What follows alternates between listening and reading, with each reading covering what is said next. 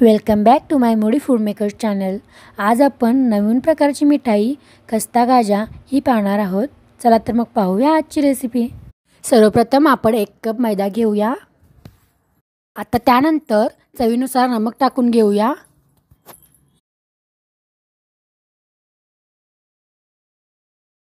आता थोडासा त्यामध्ये खायचा सोडा टाकून घेऊया आणि अर्धा कप गरम केलेले तूप टाकून घेऊया। मैद्याचे प्रमाण 1 कप असल्याने अर्धा कप तूप टाकून घेऊया। आता छान असं तेल न टाकता मिक्सअप करून घेऊया। मिक्सअप करून झालेले आहे। आता थोड्याशा प्रमाणामध्ये पाणी टाकून घेऊया। पाणी जास्ती टाकायचे नाही, कमीही टाकायचे नाही। पिठाला लेयर येण्यासाठी हे सर्व करून घ्यावे लागते। जास्त मळून घ्यायचे नाही, नाहीतर लेयर येणार नाहीत। छान असे पीठ एकत्र झालेले आहे आणि आता त्याला पॉलिथिनच्या कागदाने झाकून देऊया। 15 मिनिटे झाकून द्यायचे। आता मी 1 कप साखर घेतलेली आहे आणि अर्धा कप पाणी घेतलेले आहे। रिकाम्या भांड्यामध्ये 1 कप साखर आणि अर्धा कप पाणी घालून घेतलेले आहे। आता मी इलायची पावडर टाकून घेणार आहे। तुम्हाला तर माहीतच आहे मला इलायची पावडर खूप आवडते। आता थोडासा केशरी रंग त्यामध्ये टाकून घेऊया। जास्तही रंग टाकून चालणार नाही। छान असं ढवळून घेऊया।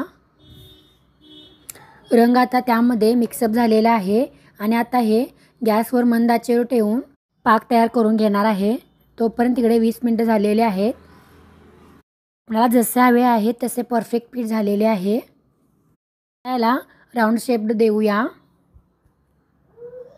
जास्त दाबून लाटायचे नाही, आबदार लाटून घ्यायचे आहे। त्या चाकूने छान असं कट करून घेऊया आणि वड्या पाडून घेऊया। त्याच्या छोट्या वड्या पाडायच्या नाहीत, मीडियम पाडायच्या। बघा कशा पद्धतीने मी वड्या पाडलेल्या आहेत।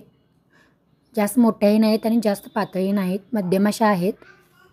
एक तारी पाक आपला तयार झालेला आहे। बघू शकता किती छान झाला आहे पाक तयार आपला। गॅस मंद आचेवर ठेवून कढई ठेवली होती आणि त्यामध्ये तेलही टाकले होते। तेल कडलेले आहे। आता आपण या वड्या टाकून घेऊया। गॅस हा मंद आचेवरच ठेवायचा, जास्त मोठा करायचा नाही, नाहीतर वड्या आहेत ना त्या तेलामध्ये सुटतात। याचे कारण असे की आपण पाणी थोड्या प्रमाणात वापरलेले आहे, कारण आपणाला लेयर पाहिजे आहेत। आता हे चमच्याने किंवा चाकूने परतून घेऊया। झाऱ्याने परतून घेतल्याने थोडे थोडे असे तुकडे पडतात त्याचे। बघा छान असं तळत आहेत आता हे। त्याचा रंगही बदलत आहे।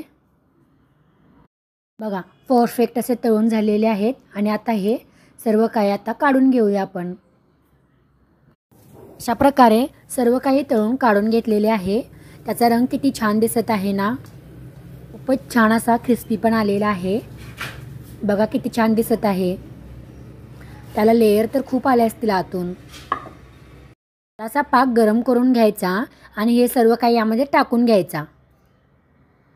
सर्व काही हळूहळू टाकून घेऊया आणि आता हे सेटअप होण्यासाठी कमीत कमी 1 तास नाही तर अर्धा तास ठेवून देऊया। छान असं त्याला परतून घेऊया, कारण पाक हा सगळ्याला लागायला हवा। बघा किती छान दिसत आहे। चला तयार आहे ते आपल्या नवीन प्रकारची मिठाई खस्ता गाजा। तुम्हाला ही माझी रेसिपी कशी वाटली ते नक्कीच मला कमेंट बॉक्समध्ये कळवा आणि हां, तुम्ही ही रेसिपी नक्कीच ट्राय करा आणि चॅनलला सबस्क्राईब करायला अजिबात विसरू नका। तुमची रेसिपी कशी झाली होती ते मला नक्की कळवा। धन्यवाद।